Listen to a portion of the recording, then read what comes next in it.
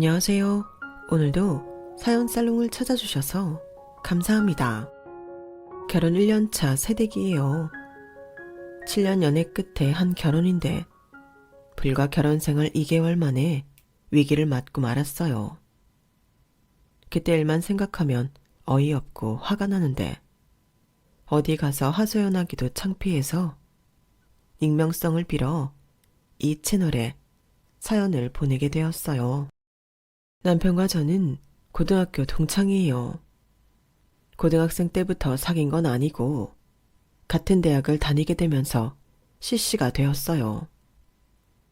남편의 군생활 기간 동안 소위 말하는 곰신으로 지냈었고 졸업 후 취직한 뒤에는 대학생인 남편 뒷바라지까지 했죠. 처음부터 이 남자랑 결혼까지 갈 생각이 없었다면 이렇게 긴 시간 동안 공을 들이지는 않았을 거예요. 그래서 남편과의 결혼 생활을 은근히 기대했는데 막상 결혼 허락을 받으러 시댁에 찾아가 보니 기대가 걱정으로 바뀌더라고요. 처음 인사를 드리고 차를 마실 때까지는 분위기가 좋았어요. 그런데 식사를 하기로 하면서부터 분위기가 이상해졌어요. 어머님의 한마디 때문이었죠. 자, 그럼 정민이 요리 솜씨 좀 볼까? 이제 한 식구니까 너무 부담 갖지 말고 해봐. 재료는 냉장고에 있는 거 꺼냈으면 돼. 잡채거리랑 생태찌개거리 사다 놨으니까 부족한 거 있으면 말하고. 처음엔 제가 잘못 들은 줄 알았어요. 시댁에 인사드리러 와서 직접 식사 준비를 했다는 말은 어디서도 들어본 적이 없었으니까요. 난감한 표정으로 이러지도 저러지도 못하고 서 있자 남편이 끼어들었어요. 엄마, 이런 경우가 어딨어. 오늘 처음 인사 온 사람한테 식사 준비를 하라니. 정민아, 엄마가 농담하는 거니까 너무 신경 쓰지 마. 얘가 지금 뭐 하는 짓이야? 시어머니가 며느리 교육 좀 시키겠다는데 건방지게 왜 네가 끼어들어? 내가 못할 거 시키는 것도 아니고 어차피 앞으로 해야 될 거 미리 한번 해보라는 건데 뭐가 잘못됐어? 정민아, 너도 우리 재민이랑 같은 생각인 거니? 그런 거라면 이 자리에서 말해. 이런 상황에 어떻게 하기 싫다는 말을 하겠어요. 울며 겨자 먹기로 하는 수밖에요. 그래서 실력은 없지만 열심히 해보겠다고 말씀드리곤 주방에 들어갔어요. 하지만 30이 다 될 때까지 엄마가 해주는 밥만 먹고 살았던 제가 잘할 리가 없었죠. 마음 같아선 휴대폰으로 레시피라도 찾아보고 싶었지만 어머님이 옆에 딱 붙어 계시는 바람에 그마저도 할 수 없었어요. 그저 평소 엄마가 하시던 걸 떠올려보며 흉내를 낼 뿐이었죠. 그런데 채소 손질을 하는 순간부터 어머님은 못마땅한 티를 팍팍 내시며 혼잣말처럼 잔소리를 하셨어요. 세상에, 양파 꽁지를 그렇게 크게 잘라내면 뭐를 먹어? 아이고, 먹는 거보다 버리는 게 더 많네. 당면은 그냥 삶을 거니? 간장을 좀 넣어야 간이 배이지 않겠어? 어떻게 된 게 하나부터 10까지 다 가르쳐야 되니? 이래서 밥이나 제대로 해먹고 살겠니? 내가 오늘 너 안 시켜봤으면 큰일 날 뻔했다, 얘. 정말 귀에서 피가 날 정도로 어머님은 옆에서 잔소리를 하셨고 저는 거의 혼이 나간 채 어머님 지시대로 로봇처럼 움직이기 바빴어요. 밥을 먹는 내내 밥이 입으로 들어가는지 코로 들어가는지 모르겠더라고요. 인사를 마치고 시댁을 나오고서야 집 나갔던 정신이 돌아왔어요. 더불어 불쾌하고 짜증스런 기분도 확 들었고요. 정민아, 많이 힘들었지? 아, 엄마는 갑자기 왜 그러시는 거야? 사람 무안하게. 그래도 네가 만든 잡채가 우리 엄마가 만든 것보다 더 맛있더라. 웃어? 넌 지금 웃음이 나오니? 난 정말 너무 황당해서 내가 뭘 하고 왔는지 기억도 안 날 정도야. 진이 다 빠져서 서 있을 힘도 없다고. 에이, 너무 그렇게 화내지 마. 우리 엄마가 널 딸처럼 편하게 생각하시니까 그런 거잖아. 우리 고등학생 때부터 엄마들끼리도 알고 지냈고, 나 군대 있을 때도 네가 우리 엄마 모시고 면회도 자주 오고 그랬잖아. 함께 지낸 세월이 있으니까 편해서. 됐어. 그딴 소리 그만해. 편하면 너희 어머님이나 편하지. 내가 이런 자리에서 편할 수 있겠니? 우리 부모님은 너한테 안 그러시는데 왜 너희 어머니만 나한테 이러시는 건데? 진짜 어이가 없어. 너도 계속 너희 엄마 편만 들 거면 그냥 들어가. 나 혼자 갈 테니까. 그날 저희 집까지 가는 내내 남편은 제 화를 풀어주려고 안 부리던 아양도 떨고 많이 노력을 했어요. 머리로는 남편 잘못이 아니라는 걸 알지만 그래도 남편 얼굴을 보면 화가 나는 건 어쩔 수 없더라고요. 황당했던 시댁 인사도 끝나고 본격적으로 결혼 준비를 시작했어요. 아직 결혼 날짜도 잡지 않았지만 예식장을 잡는 게 우선이라서 남편과 함께 서울 시내 예식장을 돌아보곤 했어요. 틈틈이 마음에 드는 가구나 가전제품도 정리를 해두었고요. 그런데 하루는 어머님이 저희 회사 근처로 오셨더라고요. 약속한 카페로 갔더니 시누이랑 같이 오셨더라고요. 시누이는 남편과 3살 차이로 저와는 중고등학교 선후배 사이였지만 나이 차이가 있어서 재학 당시에는 서로 만날 기회가 없었어요. 남편과 사귀기 시작하면서 몇 번 얼굴을 봤던 게 전부였죠. 그런데 저를 보자마자 시누이는 자기 엄마 팔뚝을 툭 치더니 뭔가 닥달하는 것 같았어요. 그러자 어머님은 저를 슬쩍 한번 살피시고는 얘기를 꺼내시더라고요. 여기까지 찾아온 건 다름이 아니라 니들 결혼 날짜 때문인데 원래는 니들 결혼하고 이듬해 재영이 식을 올리려고 했었거든. 그런데 얘네 시댁에서 혼사를 당겨서 하자고 하지 뭐니? 그래서 말인데 정민아, 니들이 결혼식 날짜를 좀 늦추면 어떻겠니? 내년 봄이나 가을쯤으로. 네? 갑자기 그렇게 말씀하시면 조금 곤란한데요. 예식장을 이미 봐둔 게 있어서요. 안 그래도 이번 주말에 찾아뵙고 말씀드리려고 했는데 마침 10월에 자리가 있어서 엊그제 재민이랑 예약을 했어요. 요즘 괜찮은 예식장 예약하는 게 힘들어서 거기도 겨우 예약한 거거든요. 그러자 어머님이 버럭 성질을 내시는 거예요. 얘, 너 무슨 일을 그렇게 처리하니? 결혼 날짜도 안 잡고 예식장 날짜에 맞춰서 결혼을 하겠다고? 세상에, 무슨 결혼을 그렇게 해? 결혼이 니들 장난이니? 집안 어른들한테 상의 한마디 없이 덜컥 예약을 하면 어떡해? 불쾌하셨다면 죄송해요. 어머님께서 결혼 날짜는 저희 보고 알아서 하라고 하셔서 괜찮을 줄 알았어요. 그래도 어머님, 기왕 예약한 거니까 이해해 주세요. 미리 허락을 받지 못한 건 저희들 불찰이지만 당장 예약을 안 하면 바로 놓칠 판에 어떻게 허락을 구하고 말고 하겠어요. 그런 점은 어머님도 이해해 주시리라 믿었죠. 그런데 옆에 앉아있던 시누이가 어머님 귀에 대고 뭐라고 속삭이더니 이내 어머님 표정이 환하게 변하는 거 있죠. 그래, 상황이 그렇다니 어쩔 수 없지. 마침 잘 됐네. 우리 재영이가 아직 식장을 못 잡았거든. 재영아, 따로 예식장 잡을 거 없이 정민이가 예약했다는 데서 하자. 니들이 빨리 해야 오빠네도 서두를 수 있지. 딱히 마음에 들지는 않지만 그러지 뭐. 언니, 그래도 되죠? 당연히 안 되죠. 얼마나 힘들게 예약한 건데요. 그리고 저희 집에서는 올 가을에 저희 결혼하는 걸로 알고 있는데 아무런 상의도 없이 내년으로 미루라고 하시면 어떡해요? 전 절대 내년으로 못 미뤄요. 아무리 시어머니고 시누라지만 결혼식을 자기들 마음대로 미뤄라 마라 하는 건 말도 안 되죠.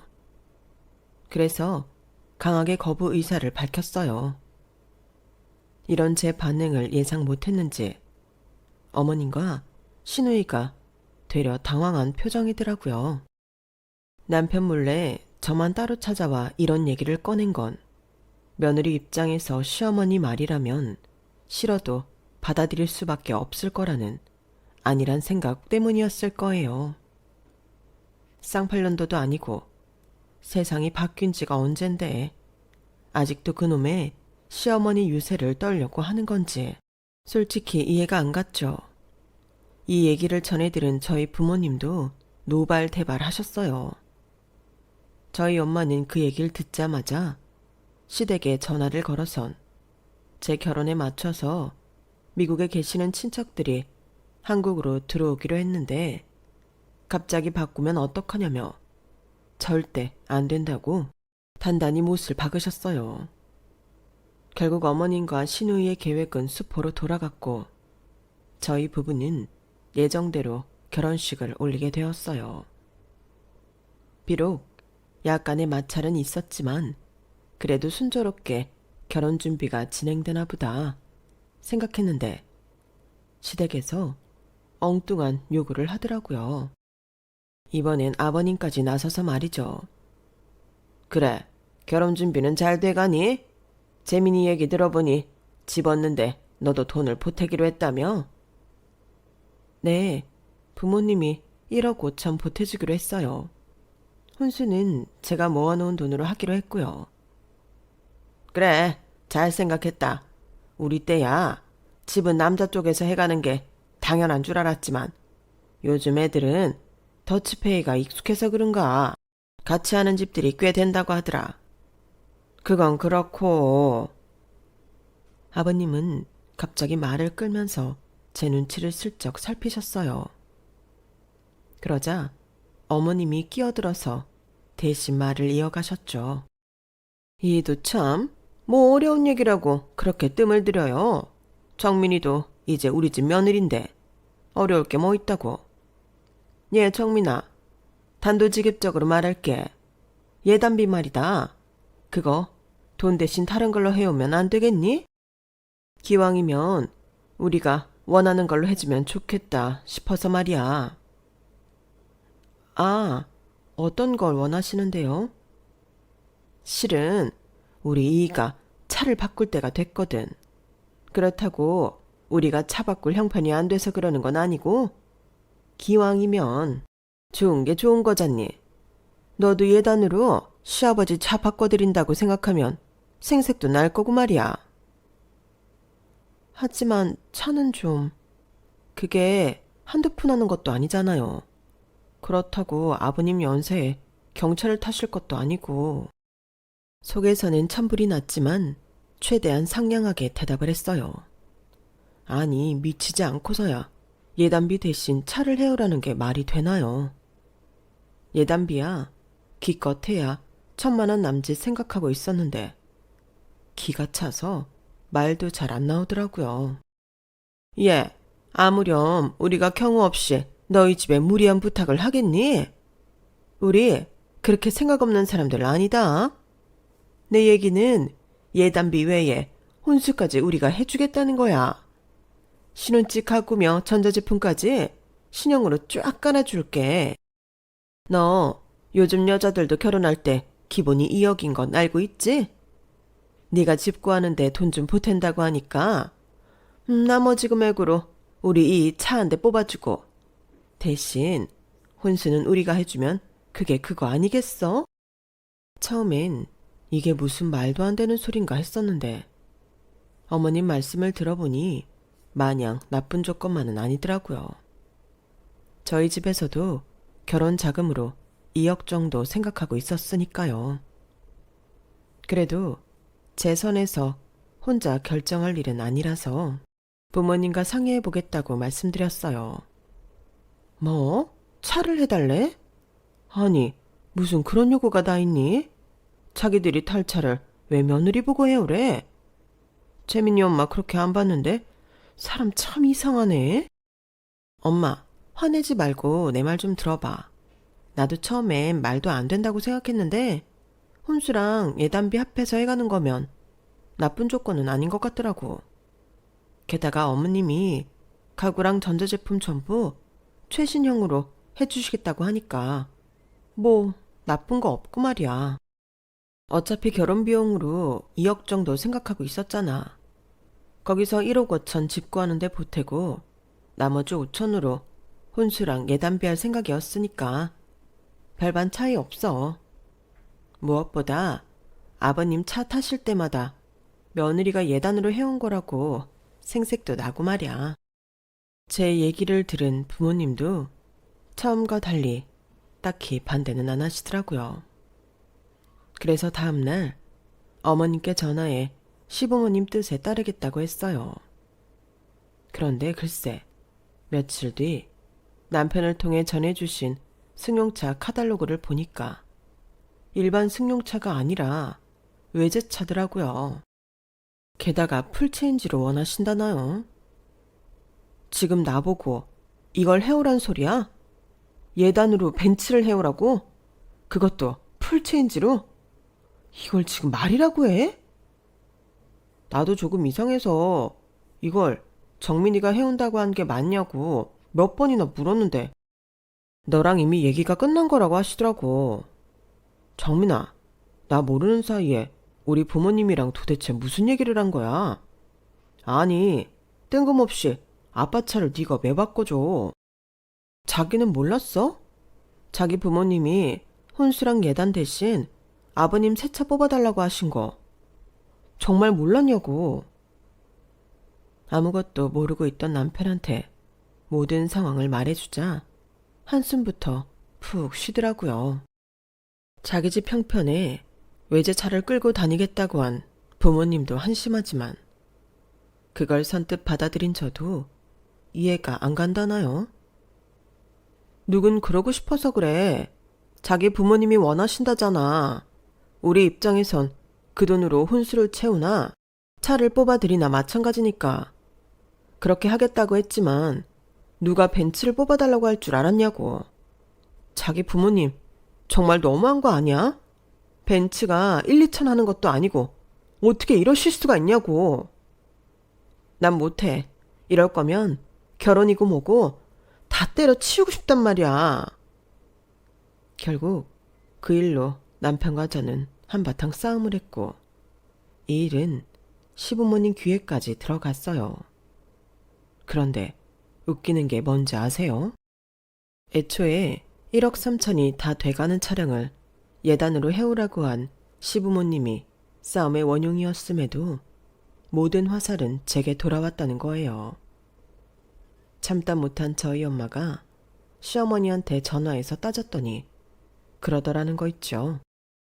정민이가 뭔가 오해를 한 모양이네요.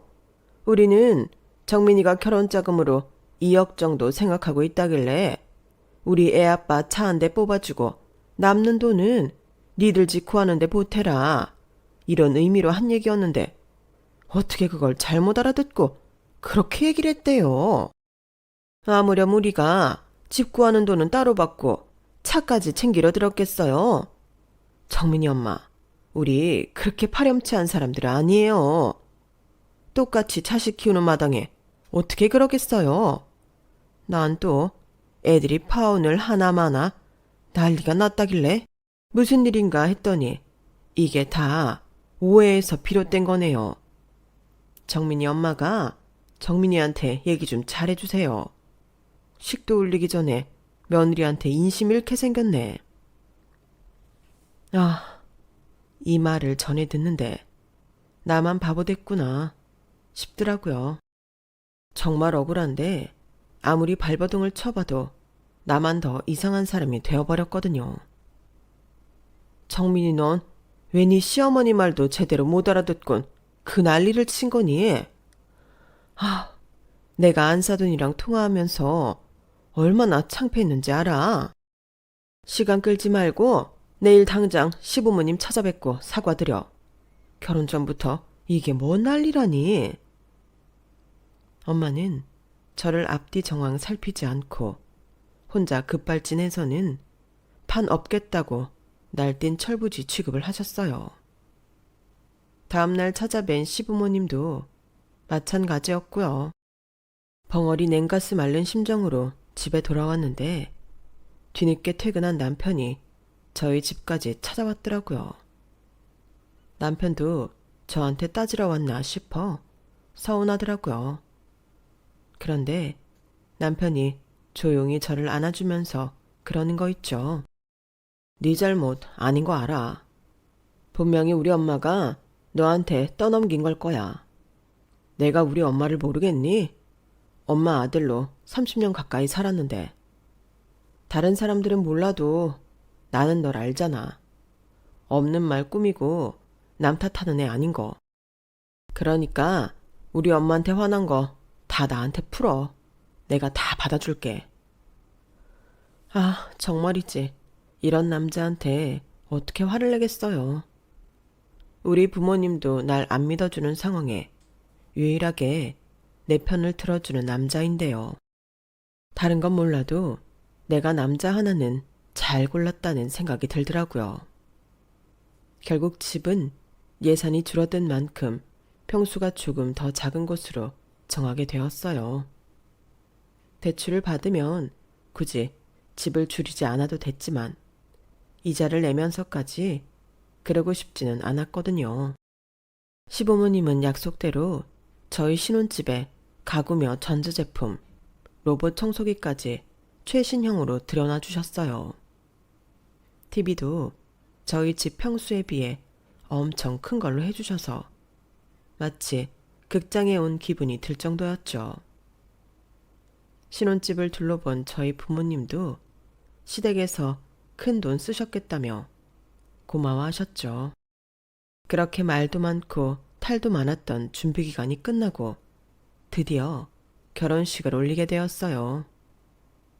결혼식장에는 시누이랑 결혼을 앞둔 예비신랑도 와주었더라고요. 시부모님은 예비사위 앞에서 어찌나 쩔쩔 매시던지 누가 보면 자신들이 모시는 대감집 아들인 줄 알겠더라고요.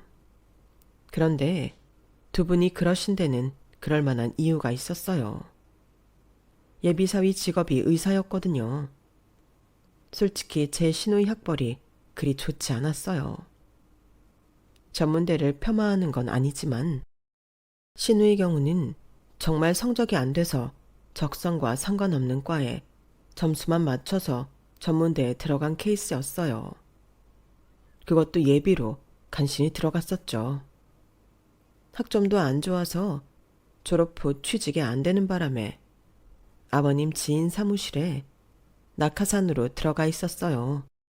학벌과 직업으로 사람을 판단하는 건 좀 그렇지만 시누이와 예비신랑의 스펙 차이는 누가 봐도 컸기 때문에 이 둘의 조합이 의아하긴 했어요. 그렇다 보니 시댁에선 명문대 출신의 의사사위를 놓치고 싶지 않았고 어떻게든 혼인을 성사시키는 거에 올인을 했다고 봐도 무방할 거예요. 그리고 거기에 제가 희생양이 되었다는 건 나중에야 알게 되었고요. 아무튼 시부모님은 아들 결혼식보다도 예비사위한테 잘 보이는 데만 혈안이 된 채 결혼식장을 뛰어다녔어요. 신혼여행에서 돌아와 보니 그 사이 신우 결혼식 날짜가 잡혔더라고요. 어머님 말로는 신랑 측에서 올해가 가기 전에 식을 올리자고 해서 부득이하게 12월 중순으로 잡았다는데 아무리 봐도 거짓말 같더라고요. 우연히 시누이가 통화를 하는 걸 들었는데 예비신랑은 12월은 한창 병원 일로 바쁠 때라서 휴가를 내기 힘들다고 하는 것 같더라고요. 시누이는 신혼여행은 나중에 가도 괜찮으니 식부터 올리자고 매달리는 상황이었고요. 결국 식은 12월에 올리고 신혼여행은 병원 일이 조금 한가해지는 때 가는 걸로 하고 결혼식을 강행하게 되었죠. 자기야, 아가씨 결혼 말이야. 굳이 서두를 필요가 있을까? 듣자 하니 신랑 측은 연말이라 바빠서 꺼려하는 것 같던데 어머님은 왜 그렇게 결혼을 서두르시나 몰라. 에휴, 그놈의 의사가 뭐라고 다른 이유가 있겠어. 혹시라도 사육감 마음 변할까봐 어떻게든 코 깨워 놓으려고 그러시는 거지. 의사가 그렇게 좋은가? 자기도 의사 남편이 탐나? 나쁠 거야 없지. 돈 잘 벌고 무엇보다 집안에 의사 하나 있으면 왠지 안심도 되고 그러니까. 근데 의사 사위 보려면 혼수랑 예단비 외에도 더 준비해야 하는 거 아니야? 예전엔 열쇠를 몇 개 해가니 많이 그런 말들도 있었잖아. 에이, 그것도 옛말이지. 설사 그렇다고 해도 우리 집엔 그럴 돈 없어. 우리 아버지 평생 직장인으로 사셨는데 그럴 돈이 어딨겠어. 제가 봐도 저희 시댁이 그리 넉넉한 집은 아니었기 때문에 신우의 결혼 상대자가 더 대단하게 느껴졌어요. 의사라는 직업을 앞세워 결혼 장사를 하려는 사람이 아니라고 생각했으니까요. 그런데 그게 아니었더라고요. 제가 몰랐던 실상이 얼마 뒤 밝혀졌거든요. 그날은 제가 예단으로 해온 아버님 새 차가 출고되는 날이었어요.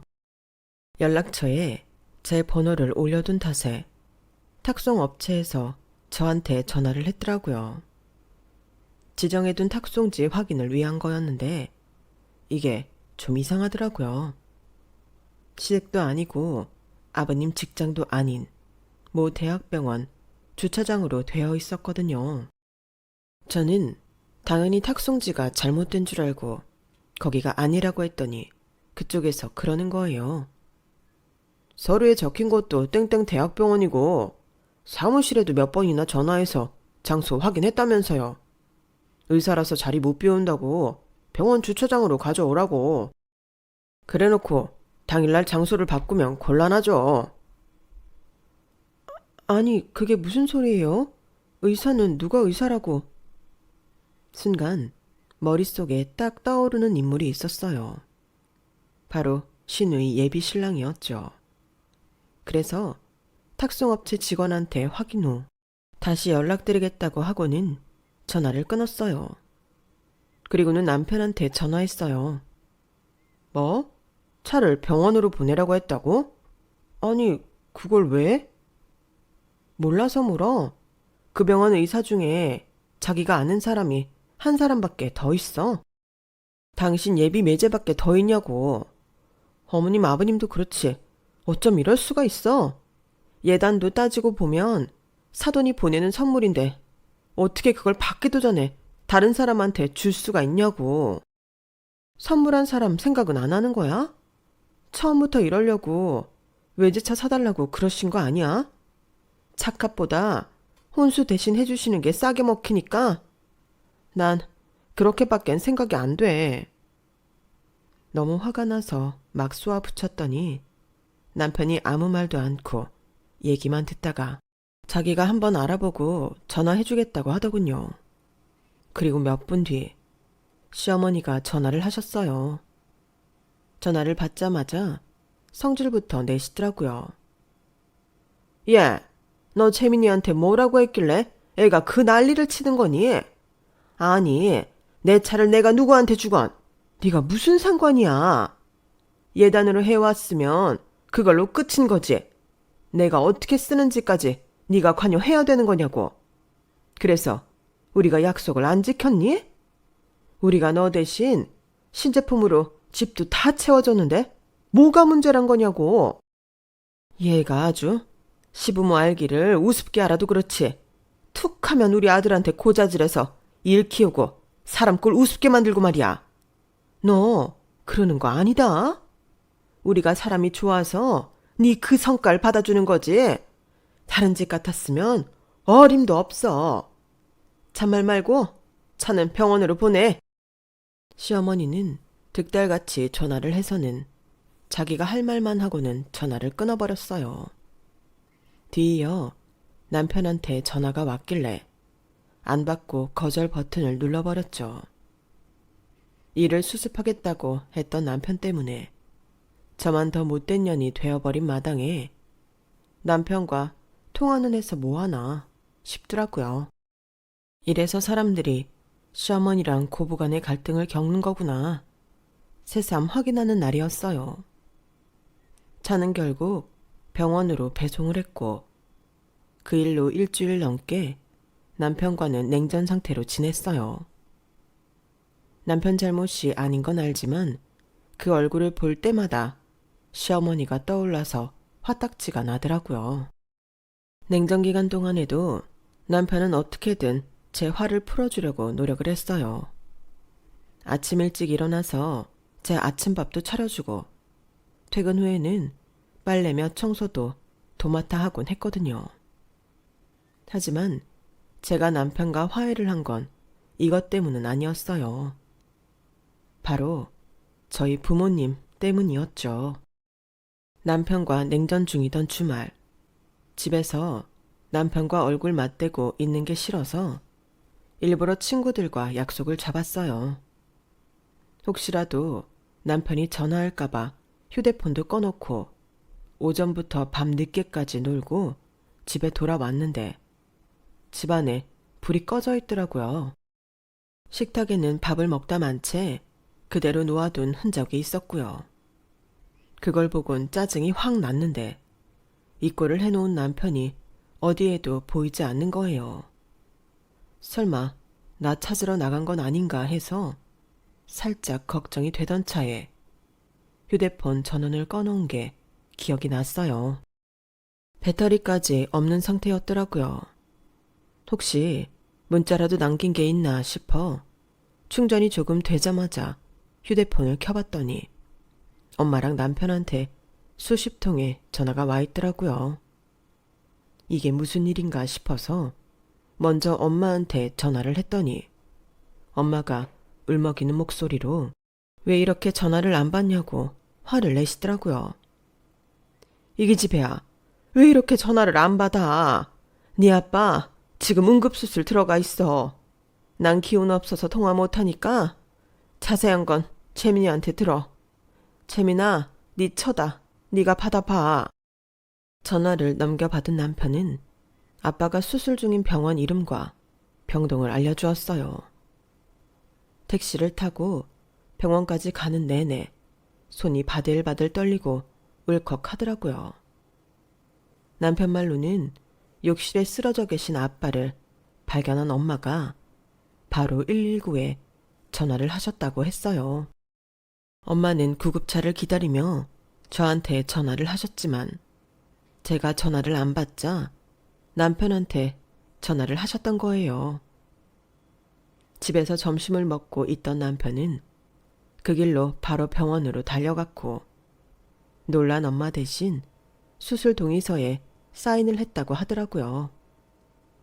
이런 일이 벌어지는 동안 저는 친구들과 떠들고 놀고 있었던 거고요. 병원에 도착하자 수술실 앞에서 기다리고 있던 엄마는 저를 보자 울먹이셨어요. 그 모습을 보니 저도 울컥하더라고요. 아빠가 이렇게 세상을 떠나시면 어쩌나 겁도 나고 철없이 전화도 꺼놓고 놀았던 제 자신이 너무 한심해서 미치겠더라고요. 그런 와중에 남편은 저랑 엄마를 대신해 의료진과 상담도 하고 수술 경과도 들어가며 자식 노릇을 대신 해주었어요. 다행히 아빠는 일찍 병원에 도착한 덕분에 약간의 후유증 외엔 일상생활을 하는 데는 지장이 없을 정도로 완쾌할 수 있었죠. 그날 남편이 없었다면 어떻게 일을 처리했을지 아직도 그때 생각을 하면 머리가 하얗게 질리는 것 같아요. 비록 친정 아빠가 쓰러지는 사고는 있었지만 그 일로 인해 남편과는 화해를 하게 된 셈이었죠. 저희 부모님도 딸 자식 필요 없다시며 서위만 싸고 돌게 되었고요. 비 온 뒤에 땅이 굳는다고 부부 사이도 시련을 겪은 후에 더 돈독해지는 게 아닌가 싶더라고요. 그런데 진짜 시련은 그게 아니더라고요. 얼마 뒤 생각지도 못한 상황이 벌어졌거든요. 시작은 우편함에 꽂혀있던 의문의 고지서였어요. 이게 무슨 고지서야?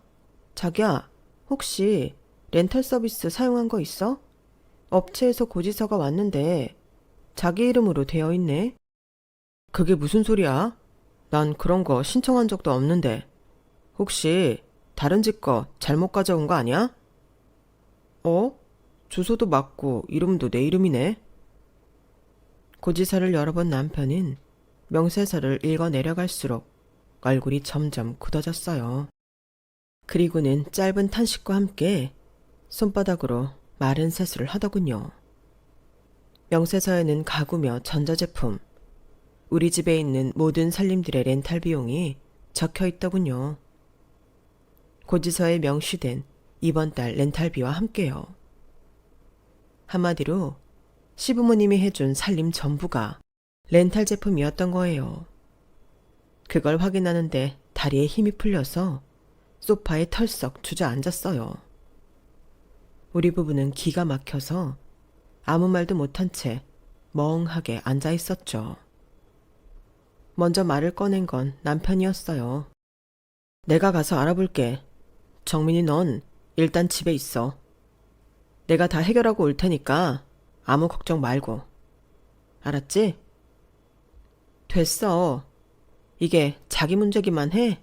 내 문제이기도 해. 같이 가. 같이 가서 도대체 어떻게 된 건지 얘기부터 들어보자고. 그렇게 우리 부부는 시댁으로 향했어요. 신우의 결혼식이 얼마 남지 않아서 이런저런 준비를 하느라 혹시 시부모님이 집을 비우셨을까봐 미리 전화를 해봤더니 다행히 두 분 다 집에 계신다더군요. 집에 도착해보니 시댁은 아무 일 없다는 듯 평온해 보였어요. 난리가 난 건 우리 부부뿐이었죠. 남편은 아버님께 고지서를 내밀고는 어떻게 된 거냐고 물었어요. 그랬더니 어머님이 고지서를 확 빼서 들고는 자기랑 얘기하자며 남편과 제 팔을 잡아 끌더라고요. 그러자 남편이 소리를 버럭 질렀어요. 이거 놓으세요. 할 말이 있으면 여기서 하세요. 아버지 앞에서 다 들을 수 있게 하시라고요. 이거 엄마가 저지른 일 맞아요? 우리 집 살림을 몽땅 렌탈 제품으로 준비한 게 엄마 짓이냐고요. 우리 결혼할 때 엄마가 뭘 했어요? 정민이한테 예단으로 차 해오면 혼수는 직접 채워주시겠다고 했잖아요. 근데 이게 뭐예요? TV, 세탁기, 냉장고, 심지어 스탠드 하나까지 전부 렌탈 제품이잖아요. 1억이 넘는 차는 받아서 예비 사위한테 주더니 정작 혼수는 렌탈로 한 거예요. 렌탈 비용도 제 앞으로 해놓고요. 엄마가 어떻게 우리한테 이래요? 입 있으면 말해보라고요. 그러자 어머님은 한숨을 푹 쉬고는 짜증 섞인 목소리로 그러시는 거예요. 그럼 어떡해? 재영이 시집 보낼 돈이 없는 걸. 명색이 사위 들이는데 빈손으로 결혼시킬 수는 없잖아. 그 집에선 병원 해달라는 거 그나마 내가 사정사정해서 외제차랑 아파트 전세 보증금 해주는 걸로 전부 쇼부 본 거란 말이야. 네 아빠 퇴직금으로도 턱없이 부족해서 여기저기서 돈 꺼다가 메꿨는데도 안 되는 걸 어쩌냐고. 너야 둘 다 직장도 좋고 벌이도 되니까 그깟 렌탈비 충분히 낼 수 있잖니. 안 그러니? 하나뿐인 동생 의사 남편 얻게 해주는데 오빠라는 놈이 그 정도 도움도 못 줘? 남이라도 그 정도는 해주겠다. 그걸 지금 말이라고 해요? 엄마 말대로 남이라도 자식한테 이렇게는 안 해요. 엄마가 지금 무슨 짓을 했는지 알아요? 이 사람이랑 내 장인 장모님한테 사기를 친 거라고요. 엄마 눈에는 이게 별거 아닌 일 같아요. 막말로 장인어른이 엄마를 사기죄로 고소해도 엄마는 할 말 없는 거라고요. 경찰 앞에서도 지금처럼 당당하게 굴 수 있겠냐고요. 아유, 세상에. 그래서 너 지금 이 엄마를 경찰에 넘기기라도 하겠다는 거냐? 네 마누라 치마폭에 쌓여서 너를 낳아준 이 엄마 가슴에 대못을 박겠다는 거냐고. 세상에. 내가 이런 놈을 자식이라고 그 고생을 하고 나와서 이 날이 때까지 길렀다니. 아우, 내 팔자야. 내가 이 꼴을 보려고 지금까지 산 거냐고. 나오지도 않는 눈물을 기를 쓰고 짜내며 시어머니는 대성통곡을 하셨어요. 어머님이 벌인 일을 모르고 계셨던 아버님은 땅이 꺼져라 한숨을 쉬기만 하셨죠. 그리고는 결심이 섰는지 그러시더라고요. 새아가, 내가 널 볼 면목이 없다. 애초에 사윗감한 대줄 차를 너희 부모님 속여서 받아낸 주제에 무슨 말을 하겠니? 변명 같지만 나는 딱 거기까지만 알고 있었다. 이 사람이 혼수는 자기가 알아서 채우겠다고 하길래 제대로 된 물건 사서 채워준 줄 알았어. 그 점에 대해선 정말 미안하다. 그리고 이거 하나는 약속하마. 너희 친정에서 해준 차값 내가 대신 갚아드리마. 아니 여보, 그게 무슨 소리예요? 우리가 그럴 돈이 어딨어요? 재영이 결혼식 치를 돈도 빠듯한 판에. 안 돼요. 그건 절대 안 돼요. 가만히 있어 이 사람아. 내 딸 자식 결혼하는데 왜 며느리 집에 피해를 줘? 그리고 집이며 차며 돈다발 싸들고 하는 결혼이라면 안 하는 게 상책이야. 의사사위? 그딴 게 무슨 대수라고? 결혼 비용 절반씩 부담하는 조건 아니라면 재영이 그 집에 시집 보내지 마. 그래도 정 하겠다면 당신도 나랑 갈라설 각오하는 게 좋을 거야. 아버님은 그 말을 끝으로 방으로 들어가 버리셨어요. 그러자 어머님이 저를 죽일 듯 노려보시곤 머리채를 잡으러 달려드셨죠. 하지만 그걸 막아서는 제 남편한테 두 손이 잡히는 바람에 뜻은 이루지 못하셨어요. 이년아, 니년이 다 망쳤어. 왜? 내 딸이 의사 남편 얻게 되니까 샘나서 그랬냐? 너는 못 가진 걸 내 딸이 갖게 돼서 억울해 그랬냐고. 너만 입 다물고 있었으면 아무 문제 없는 것을 기어이 네가 이 사다를 내? 죽어라 이년아. 차라리 죽어. 목에 핏대를 세우고 악다구니를 쓰는 시어머니를 보니 온몸에 소름이 돋더라고요. 사람이 어떻게 저렇게 변할 수 있나 싶을 정도였거든요. 중간에서 어머님을 말리던 남편은 눈물까지 글썽이며 소리쳤어요. 제발 그만 좀 하세요. 도대체 어디까지 밑바닥을 보이려고 그래요? 엄마가 잘못한 거 맞잖아요. 그럼 사과를 해야지 왜 끝까지 이 사람 탓을 하냐고요. 정말 창피해 죽겠어요. 내가 엄마 자식이라는 게 오늘처럼 창피한 적 없었다고요. 엄마한테는 엄마 딸 인생만 중요하고 며느리 인생은 어떻게 되든 상관없는 모양인데 앞으로는 그렇게 못할 거예요. 지금 이 순간부터 난 엄마 아들 안 할 거니까. 더는 엄마한테 며느리도 없을 거예요. 엄마 딸을 의사한테 시집을 보내든 말든 엄마 힘으로 알아서 하시라고요. 더는 우리 부부한테 피해 입히지 말고요. 아셨어요? 그 길로 남편과 저는 시댁을 나와 집으로 돌아왔어요. 얼마 뒤 엄마가 집으로 찾아와 아버님께 돌려받은 찻값을 저희 부부한테 주셨어요. 시아버지께서 저희 부모님을 찾아가 몇 번이나 사과를 하시곤 돈을 돌려주셨다더군요. 렌탈 업체에 연락해 위약금을 물고 서비스도 해지해 주셨고요. 렌탈 제품이 빠져나간 자리는 돌려받은 찻값으로 다시 구입해 채웠어요. 말로 하니까 쉽지 새로 혼수를 장만하느라 한동안 잠도 제대로 못 잘 정도로 힘들었다니까요. 그래도 하나 둘 제자리를 찾아가는 걸 보니 안심도 되고 이제야 정말 신혼이 시작되는구나 하는 생각도 하게 되더군요. 한바탕 큰 난리를 치고 난 뒤 저희 부부는 시댁과 발길을 끊고 살고 있어요. 신우의 결혼식에는 가야 하나 말아야 하나 고민을 했는데 그런 결정을 할 필요가 없게 되었더라고요. 신우의 예비시댁에서 혼수 문제로 트집을 잡아서 결국 파혼을 하게 되었거든요. 어머님이 저지른 잘못을 수습하느라 집을 담보로 대출까지 받았는데도 신랑 측에서 자꾸 무리한 요구를 했다나 봐요.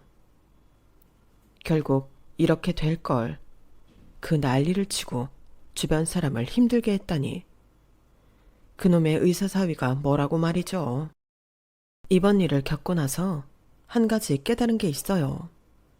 부부의 연은 돈이나 사회적 지위가 이어주는 게 아니라 서로에 대한 믿음이 이어주는 거란 사실이요. 불같은 사랑은 아닐지라도 한 곳을 바라보며 함께 걸어갈 수 있는 내 남편과 앞으로도 열심히 살아갈 생각입니다. 지금까지 제 사연을 들어주셔서 감사합니다. 항상 건강 조심하시고 매일매일 행복하세요. 여러분, 사연 댓글에 응원과 현명한 조언 부탁드려요. 좋아요와 구독은 저에게 큰 힘이 됩니다. 오늘도 좋은 일 가득하세요.